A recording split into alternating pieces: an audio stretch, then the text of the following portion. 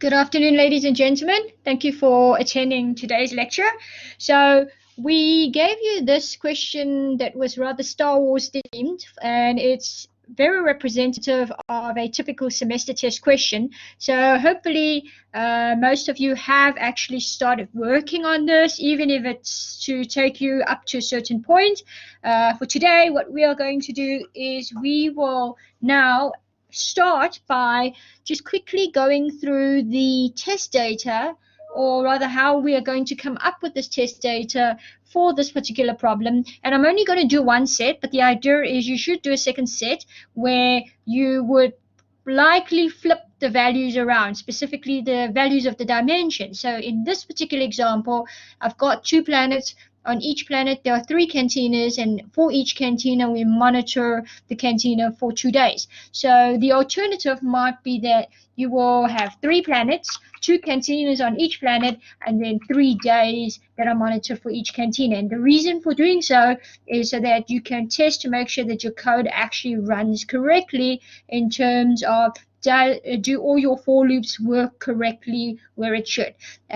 If you do it this way, you will find that if you have used for loops incorrectly, this kind of test data will pick up the issue. So once you finish writing the code, please don't just stop and say, well, my program works. Rather test it extensively, even if it's so if you finish writing your code in 2 hours time and you're ready to upload, please test your program extensively to make sure that it is as correct as you can get it.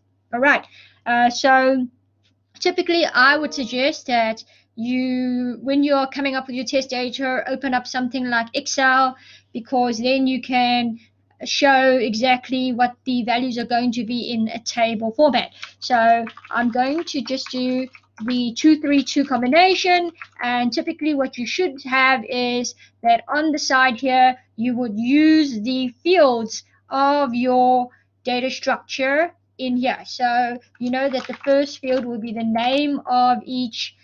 So maybe what you can do is you can have a space there, you can have a name, then you can have a size, because you know that each planet will have a name, it will have a size, and then for each cantina you will have a cantina ID, you would have a manager, and effectively what you're doing is you're just going to copy the fields that are here into here, but the trick will now come up when we show you what it should look like. Okay, please note that this test data is not what you see on your UJ grid. This is the test data that will be the data that is stored in memory on your computer at the moment. So remember, everything that is stored in memory on your computer for your program is not necessarily displayed on the UJ grid itself. All right, so here I've got all the fields that I've specified.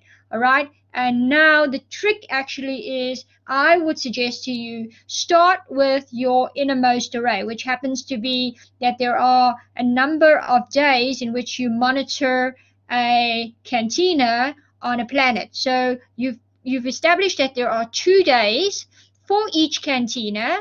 All right, so if I go to patrons per day, you must now think, okay, if there are 2 days for each cantina and there are 3 cantinas for 2 planets, then let's say I will, for the purpose of just in my mind now, I'm thinking, okay, there will be 10 patrons on day 1 of cantina 1, and there will be 15 patrons on day 2. Okay, so that is 2 days for 1 cantina, but there's 3 cantinas, so let's say 22, 6 maybe, then it's 8 and 6 again. Now this is basically the 2 days for 3 cantinas, but remember, you have 2 planets.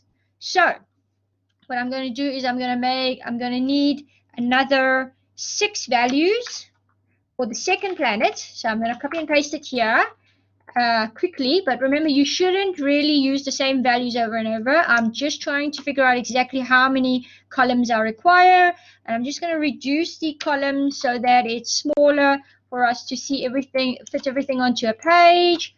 All right, I'm a bit pedantic, so I'm just going to make sure I've evened it out. So what I'm showing you now is basically this here is 1 day for one cantina. Okay, these are the days for one cantina. These are another set of days for another cantina, so I'm going to use orange there. And this is another set of days for another set of cantina. And this, right, so cantina, that is one cantina, two cantinas, three cantinas, and that is for one planet. So if we were to look at an entire planet, this would be a planet. So let's try and let's do this. So a planet, let's say that's planet 1, and this is planet 2. All right, and these are the information for one cantina. This is for the second cantina. This is the third cantina. All right, and then these bad cantinas, these are all still for one planet. So we're going to put it under one planet. Okay, I've used the wrong shade of color now. But okay, maybe let's do this. Let's try and copy this so that... Okay, so that is one planet. That's the second planet. And then this is the one cantina. This is the second cantina of the second planet. And that is the third cantina of the second planet. And remember, this is day 1, day 2, day 1, day 2. So the idea is just to see visually what it looks like. But of course, you need to provide a name for the planet, for planet 1. And what I normally do is I merge the cells. Look, this can take a lot of time to do, so my suggestion to you is what I'm doing is I'm repeating the command to merge the cells, so that for the planet 1, I'm going to say it's going to be A, and that's planet B, and the size of planet A is, and what you can do here is you can actually use this test data 1452 for the first one, but try and use some other data for the second one. So let's make it 2,500 there. All right, now the cantina ID, remember each cantina has only one ID. So that's why I'm going to have to format the cells and merge that as well. All right, merge that, merge that, merge that. But these top ones are the bigger concern right now, because what we are trying to do is we're trying to figure out what the input is. Okay, so cantina ID, it's going to be a number. So I'm going to use 1, 2, 3. It doesn't really matter. 4, 5, 6. Okay, the IDs don't actually influence your output. Okay, and the manager also doesn't influence your output. So I'm going to put in A1, A2, A3, and then B1, B2, B3. All right, but let's look at this data. This data, however, does influence our output. So it is very important that you actually see what kind of information you put in here, so that when you have outputs, you actually give a correct value. So this is something that's input by the user as well. So let's say there were 20 incidences there. Okay, again, these also have to be merged. So let's quickly merge the cells here. The reason why we have to merge the cells is so that we are able to treat it as a single cell in. So if we had done it this way, we haven't merged the cell, then you would put a value there and you could put a value there. But that's not correct, because each cantina only has one value. All right, so let me merge this cell as well. Let me just make sure that all the cells are merged. All right, so this one is not merged, so I will merge quickly. And let me do the same thing here.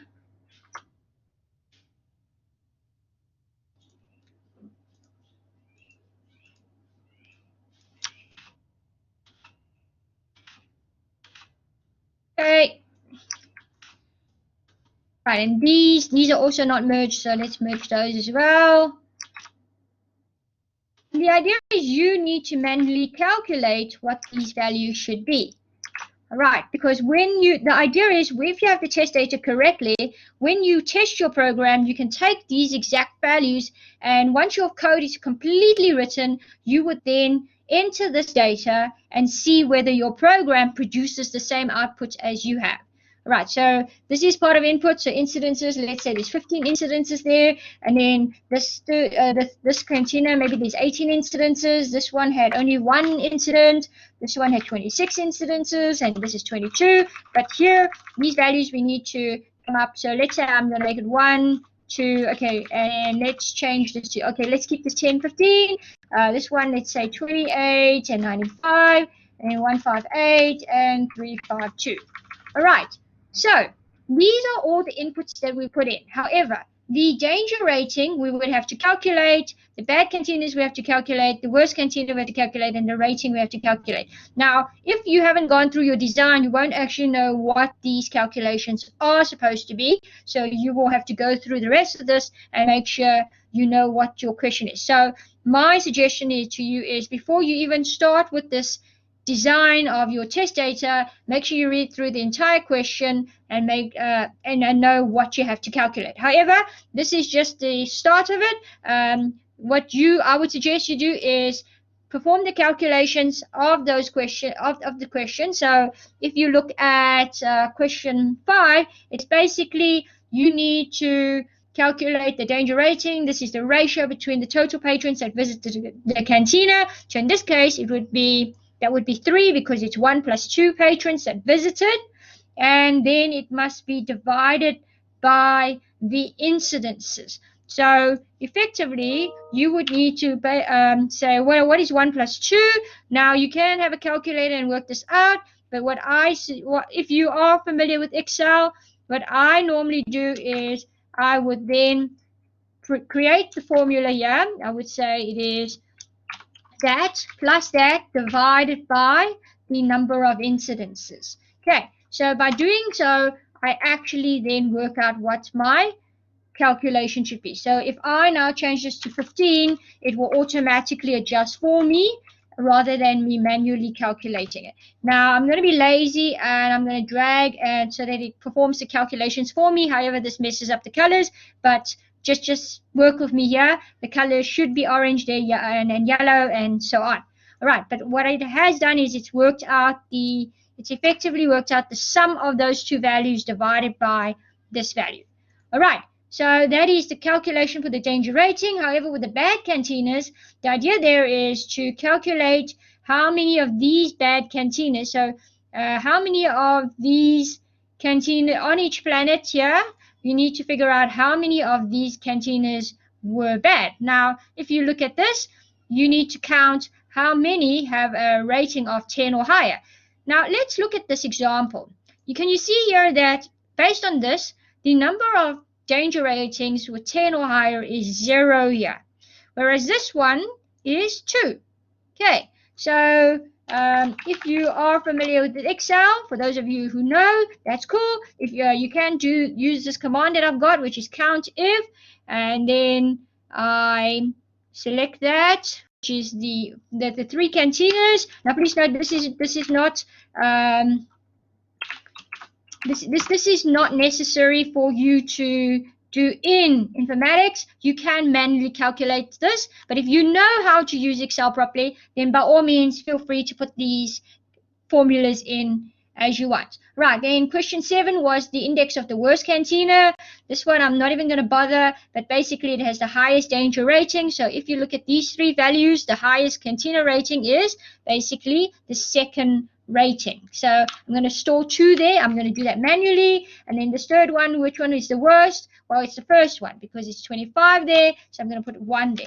The idea, ladies and gentlemen, is to make sure that your input data here will result in different outputs here, so you can test your program thoroughly. Then the last thing here, the rating. Well, the rating is basically the size of the planet, which is that value divided by the number of bad cantinas. And based on that, you give an A, B, or C. Now, I'm going to do this manually, so effectively this would be 1452 divided by 2. And if you go 1452 divide by 2, well, obviously 1452 divided by 2 is more than 200. So you're going to put in C there as your rating. However, you can see that this one will also give you C. So hopefully you will play around with the values so it doesn't do that. So maybe let's say the planet is a really, really tiny planet, and let's make it 10, so that if you say 10 divided by 1, it should give you A. The idea is check to see what these outputs should be. All right, so there is a comment. You need to round off. Yes, that is true. We have to round off. However, the remember that this, I'm glad you asked this question. However, please note that this test data that I've got here is what is showing in memory. It is not what is being displayed on the UJ grid. So these values are what's sitting in memory at the moment. However, when you eventually have to display what it should look like, then it should round off. Does that make sense? But good point that you are raising. All right, so this, as I said, is just an example of what should your test data actually look like if it is sitting in memory. And so what I will now do is like like those cooking shows. If you ever watch those cooking shows, I'm sure some of you are so bored at home right now that you are watching many cooking shows. You know how they go, we are going to put all these ingredients, and then I'm going to have a prepared turkey that's, that you can pull out and you can show, oh, look, the turkey's been cooked. Now, I haven't done the full turkey, but what I have done is I have put together the interface of my program so that as I said, this does take most of the time, but this is what my interface is going to look like. I am going to now start with writing the code instead. So I'm going to put this, I'll put this on the side here so that I have it in front of me, but for you can just see what I'm doing with the code here. All right, so over here, I am going to begin by writing out question 1, which is the record structure definition. Now, what I have done is I have put in my 3 option statements. I have put in the display subroutine, which I know is going to be there anyway. And I'm going to now put in, and remember, the idea is you want that 1%, so comment your code. So you can say data structures and variable declarations. Okay, and then you will begin with, remember, your innermost record structure, which in this example would be the Cantina record structure. Like a private structure, Cantina rec, and then in there I will put in public ID as integer, public manager as string, and then public patrons per day as integer. And maybe if you want to put in your comment there, you can say, well, this will be in days or ND, depending on how much code you want to write in your particular example. So I've got ND there to represent the number of days. Then I'm going to have a public incidences as integer to indicate how many, bar fights or shootings there were in the bar, in the cantina. And then there will be a public danger rating. So I'll go D rating and that will be a double. All right. And then with that one record structure done, I will put in a second data structure, which is the outermost one, which is where you have a planet that is made up of a number of cantinas. So I'm going to have private structure, planet rec, and in there I'm going to have public name as string, and then public size as integer, and then also public cantinas, open bracket, close bracket, as cantina rec. And there I'm going to put in NC to indicate the number of cantinas I've got. Then I will have public bad cantinas as integer, public worst cantina as integer, and then finally the public rating as string. All right, now please note, if you want to call this rating here, will that be allowed? So basically what I'm saying is, can you have a rating? Can you have a field with the name rating there? And can you have another field with the rating with the same name there?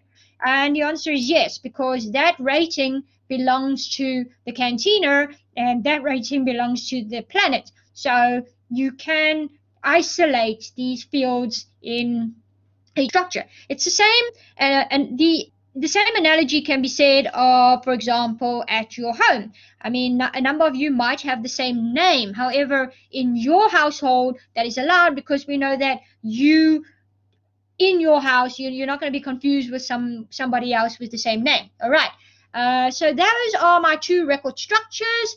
And in addition to this, so when in your semester test, when you're getting the marks, which is about 9% of your semester test, your 9% will come from you being able to define these two record structures here correctly. And as we've said before in the tutorials, please make sure that you don't add new fields. So follow the instructions here. Whatever you've got here, you should see here. There shouldn't be more, there shouldn't be less. And now you can see that we even specify the data type for you, so it's not even a guessing game anymore. There's no excuse for you to declare a data structure with the wrong field data type because we've given it to you.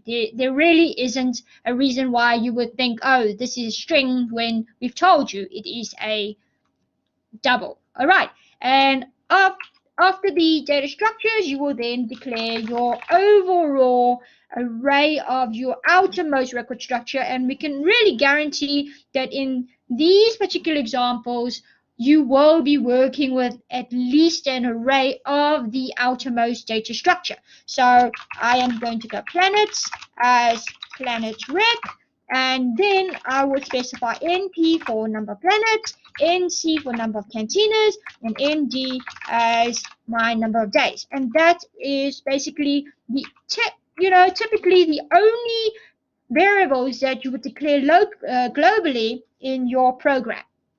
All right, so now I'm going to go and set up my program, which is question 2.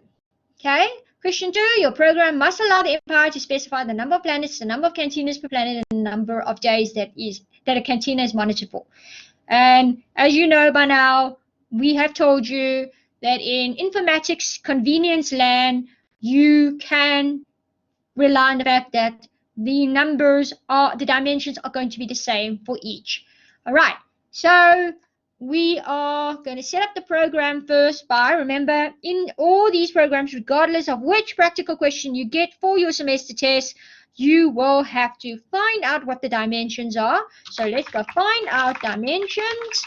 The next thing you want to do is you're going to set up arrays so that they are capable of storing the necessary data in memory, and also set up your grid.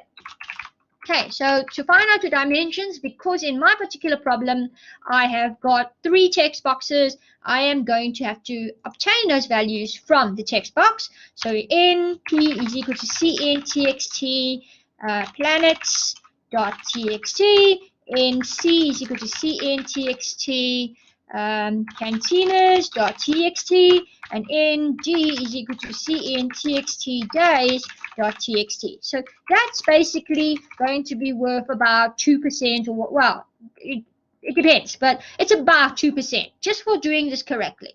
All right, and then we're going to set up the arrays. And at this point, some of you say, can I write this code in a separate subroutine? Yes, I would suggest you do it. If you don't really know how to do it, well, please don't break the code. Don't force yourselves to try and put code into a subroutine and then it breaks. Rather, get it working, because it's not worth that 1% for you to bend over backwards, do a somersault when you don't quite know what's going on. All right. And so the question here is, can you define 3 record structures? Well, we can, but not for this particular example, because this particular question does not ask for 3 particular record structures. Now, one could argue, well, what about the days? The days is just an array of integers, so there's nothing beyond reason for why you would need to create a record structure for days. If it had been that each day must have its own ID, then maybe, and I'm saying this is a huge maybe, you would have then started with a private structure day rec, and in there you might have a public day ID as integer, and then maybe public patrons. But then this will be a single variable. And what's the use of public cantinas as cantina rec? I'm not following you. What do you mean? What's the use of public cantinas and cantina rec? Each planet has a number of cantinas. So remember, each planet has a number of cantinas, and each cantina, which is a bar, will have a number of patrons that you visit per day, customers. Okay. However, as I said, this example here, you'll notice that patrons as integer. So on that day, how many patrons were visiting? But then that means that this here, this is not an array anymore. Okay, because on one day, you're only interested in how many visitors for that one day. So this will not be an array, but this will continue to be an array. But instead of this being an integer, you would then make that a day rec instead. But we are not doing that because there's no need for us to create a array. So I'm going to actually delete that. All right. So let's continue with this question of setting up our arrays, which is, remember, very, very important. If you don't set your arrays up properly, then your program will crash very early on before you can even start to input data correctly. And if your program crashes at this point, that is normally a fail.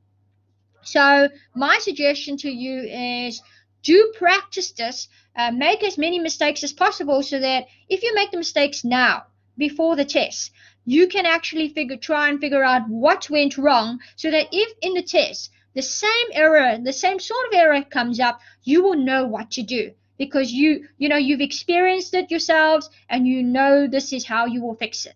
All right, so setting up your arrays, remember we have one array called planets, but in the planet array there's an array called cantinas, and in cantina there is an array of type integer.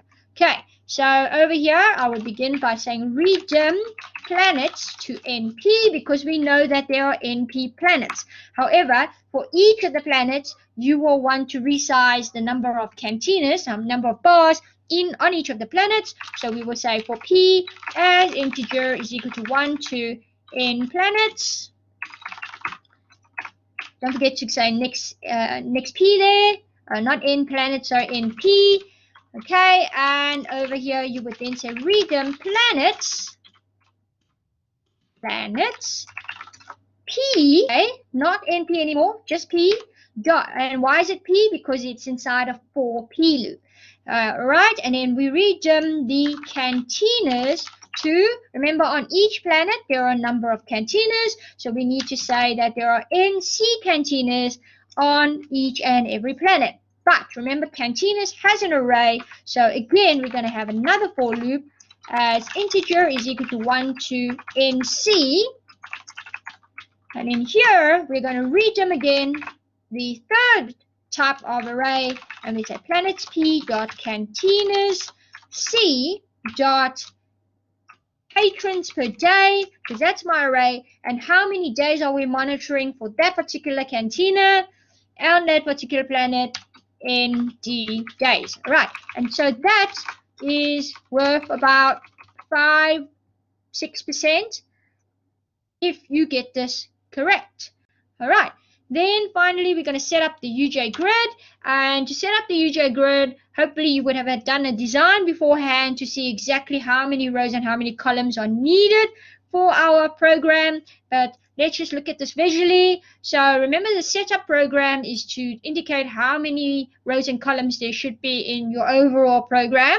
Then you're going to capture the data, so that's not a calculation. However, when you calculate the cantina danger ratings, it is the danger ratings for each cantina on each planet. So you know that that will be across the number of rows and number of columns for however many planets there are and however many cantinas there are.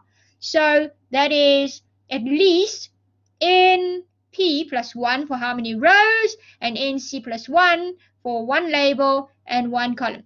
Okay, so I'm going to stop here. KS Luchman says, will it make a difference if you have another loop like a third for loop? You mean during our dimension? Do you mean for labeling our grid or for resizing our arrays?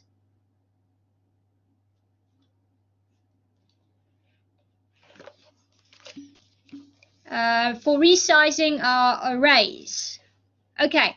Yeah, okay, and then the other question is, can I use one button that executes all the calculations? Okay, if you want to use one button that executes all the calculations, as I said, it's you can, but then you need to make sure that you've written all your separate questions. So each of these questions, your questions 1, 2, 3, 4, must be in its own subroutine.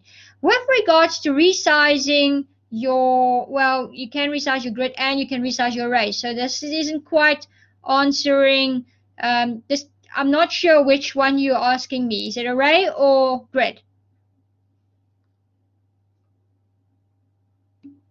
Oh, the array. All right. So to resize the array, I'm glad you asked this question. You know, these questions are all very important questions that you are presenting to me. So let's put it this way. In this particular problem, okay, this particular array, you can see that there are only one array of planets in which there is one array of cantina inside which there is patrons per day. So that's 3 arrays here. Now, if we had earlier on, you know, the whole thing with the day record structure, then 3 for loops will make sense. However, over here, we only have 2 for loops because if we put in a third for loop, I assume then the third for loop is for number of days. So you can say for D as integer is equal to 1 to ND, next D, all right? But the question is, what am I going to put here in this for loop? Because you obviously have to put something inside this for loop because you started a for loop. There must be something you want repeated. But what exactly do you want to repeat? Now, you might say, maybe I want to redeem. Oh, the whole point of this is redeeming, right? So what am I redeeming? Do I do that perhaps? But that's not redeeming anything. This line of code will actually, well, not P, D. I'll put D there just to say, well, D. This wouldn't be resizing a grid. It would actually, because remember when you resize, not a grid, when you resize an array, your redeem command always has to be as follows. You start with a redeem command, but the last set of brackets in your array needs to be an actual size. In other words, it needs to be either NP, NC, or ND in this particular example. So you can see redeem planets NP, redeem planets B dot cantinas NC. So that is a dimension. That's a dimension. The same thing with days. Redeem, the last thing that you want to redeem is an ND. That's a size. But over here, would you want to put NB there? No, you wouldn't, because you've already resized the patrons per day. However, if you say, well, it's not ND, it's D, again, it makes no sense. What are you doing there? Now, if you had accidentally put in ND here, or even D, doesn't matter, either one, will your program run and will it produce the correct allocation of memory for your program? The answer is yes, it will. However, you will lose marks from the total marks that it's given for your setting up of the array, for the reason that your assistant is going to look at this and say, what is going on here? Why is that there? Because you've already resized the overall array, you've resized the cantinas in each planet, and you've resized the patrons per day array for each cantina for each planet. So what is the purpose of that? This is like you going, oh, I'm not sure. I'm actually going to be very, very careful. I know you've resized my days array, but can you please do it another, 10, 20 times? Because, I don't know, maybe it's better if you do it so many more times. So you're actually, these 3 lines of code at this point is absolutely pointless. It won't break your program, but it will cost you marks in the long run as a result. Okay, so hopefully that's answered the question, but hopefully it also answers, can you put in a third for loop in code like this? It depends on if it is necessary, and I would say in this particular example, don't do it because our question doesn't require us to. Okay, so that is what the code look like. And then to set up the UJ grid, well, you would put in grd, this was called pc.rows equal to n planets plus 1, then grd pc.cols is equal to n and nc, so nc plus, and it won't be plus 1 because we've got extra calculations being 1, 2, 3 extra calculations, so that's why I have 4 there. Now please note, you're not going to do the same thing I've just done. You're not going to stare at your form and then just go 1, 2, 3 and count the buttons and go, it must be plus 4. You actually have to have done it in a design and thought it up and figure out exactly how many rows and how many columns you need. But having done this now, I'm going to label my UJ grid, and so I'm going to do that quickly. Remember, unlike the for loop inside a for loop for the resizing of our arrays, we must do it separately. So I am going to go for p as integer is equal to 1 to np, p again, and then I'm going to say display. That's the name of my subroutine. It's going to be p0 planet ampersand c string p. Now some of you might say, well, each planet does have a name. Can I not display the name of the planet in my UJ grid? Well, you can, but I would not do so because I think it's not necessary. It wasn't asked of you. Okay, so c as integer is equal to 1 to nc, display, and we have 0c cantina ampersand string c.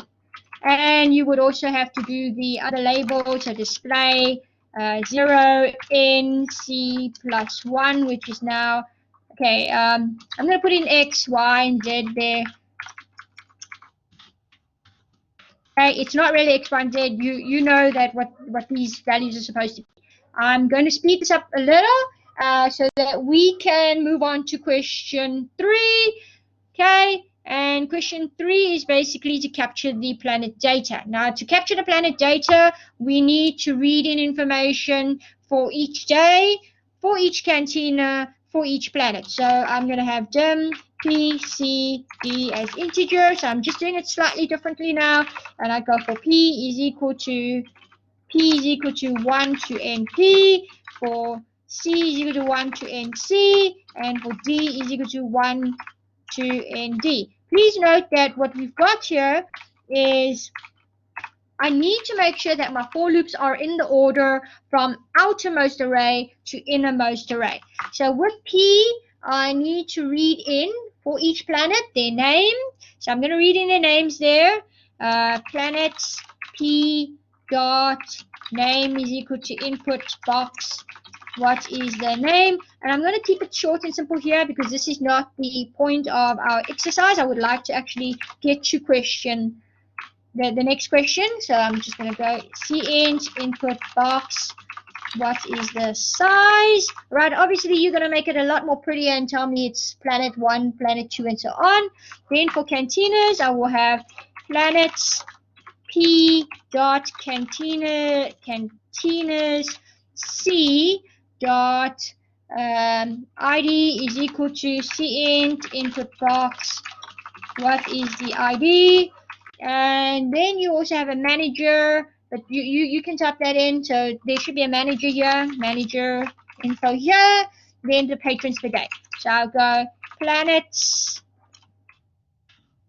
P dot cantinas C dot patrons per day dot D is equal to cint input box how many patrons, all right, per day. And now please note that the next line is actually incidences, and that needs to be input as well. So you can actually ask the user after your manager info to go planets p dot cantinas c dot incidences is equal to cint input box how many incidences, all right? Or you can also, after you exit the for loop for each day, copy and paste that line of code there. Now it makes a little bit more sense for you to do it after you've read in the number of patrons per day, because the question here, the way the table has been presented to you is that you would read in how many patrons per day, after which you would then read in how many incidences there were. So my suggestion to you is please don't play around with the order of this information, because your assistants who are marking will be used to entering data in this particular order. So if you swap things around and they now enter information, they might find that when they put in their test data, they're going to get the incorrect output from what your program does, even though your program is working 100%. Okay, so my suggestion is please put your input, allow the user to input information in the order that this is given.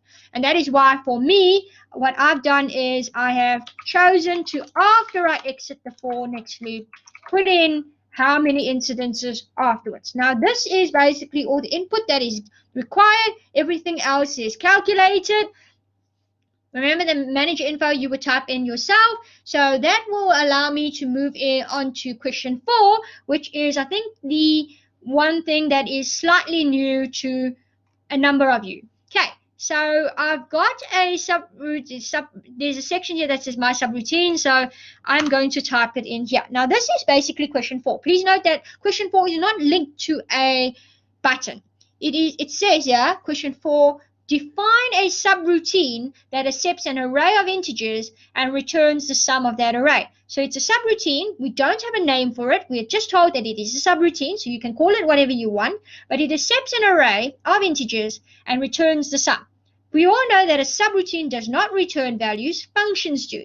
But because it says returns in bracket, in quotation marks, this is to tell you, well, it means that, and all of you should already, shout it out, and the answer is you need to use by ref in this example. So let's go here and let's create our private sub, and I'm going to say calc tote array.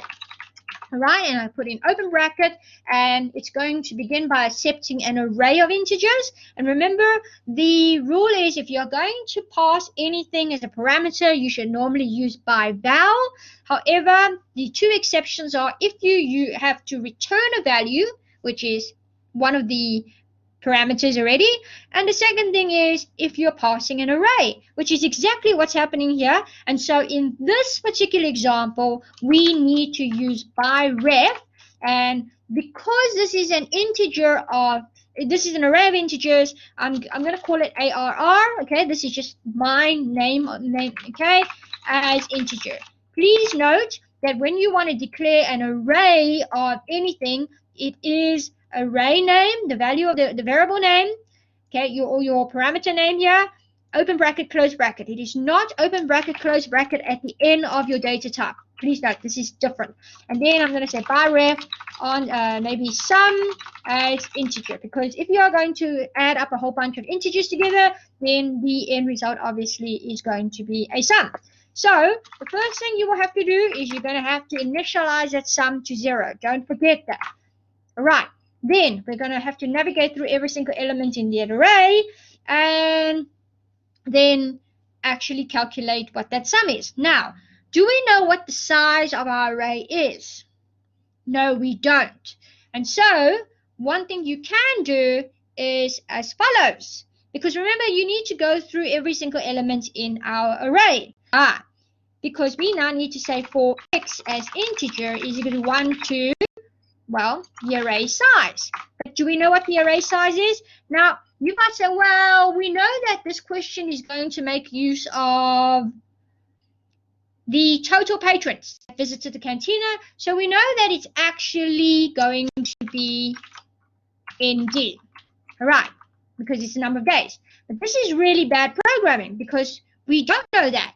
And I know we are up for time, but I just want to point out you don't do this. I'm just going to finish this off. What you can do is you can declare a variable called size, all right, or whatever you want to call it, and you do the following.